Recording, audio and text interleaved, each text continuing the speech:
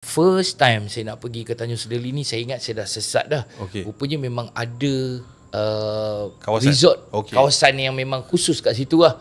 Memang seketul kat situ? Seketul kat situ. Memang kita orang saja syuting kat situ. Jadi bila hari cuti, kita keluar pergi ke Kota Tinggi je. Kota Tinggi tu pergi supermarket, beli barang-barang keperluan semua kan. So bila balik malam, dalam pukul 9-10 malam tu, nak balik ke Kuala Sedeli tu, ada sekali tu saya tak jumpa jalan. Jalan dah betul lah. Waktu tu mana ada Waze semua tak ada. Tapi bila saya ikut jalan kereta, saya suluh dengan lampu, lorong saya jadi makin lama makin sempit, makin lama makin sempit. Jalan tu dah pernah lalu? Jalan tu dah pernah lalu. Dah memang lalu kat situ lah, pergi balik kat situ lah. So nak balik saya rasa macam mana, nak call line tak ada. Line masa tu Maxis dah ada kot.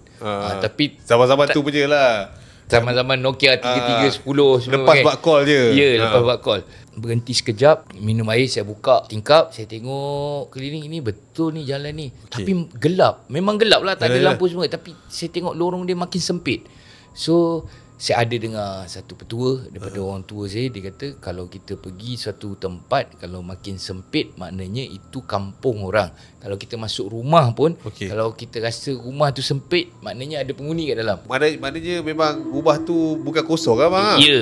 Dan bila kita lalu satu-satu jalan tu luas tapi kita terasa sempit, maknanya kita berada di tengah perkampungan ataupun di tengah-tengah ada benda lain lah. Okey. Saya dapat. Maksudnya abang tengah lalu dekat, mungkin dia orang tengah busy kiri kanan. Mungkin dia orang punya pasar malam ke rasanya kan. Pekan sehari dia orang ke kan. Pekan sehari, uish. Jarang orang dengar orang sebut perkataan ni bang. Pekan sehari pekan kan. Sehari, okay. Pekan sehari je, seminggu sekali pekan sehari, kan. Betul. Okay. So waktu tu baca Ayatul Kursi, baru saya rasa macam tenang, lapang. Saya start enjin kereta, saya jalan. Baru saya jumpa jalan. Sebenarnya jalan tu dah betul, tapi tertutup.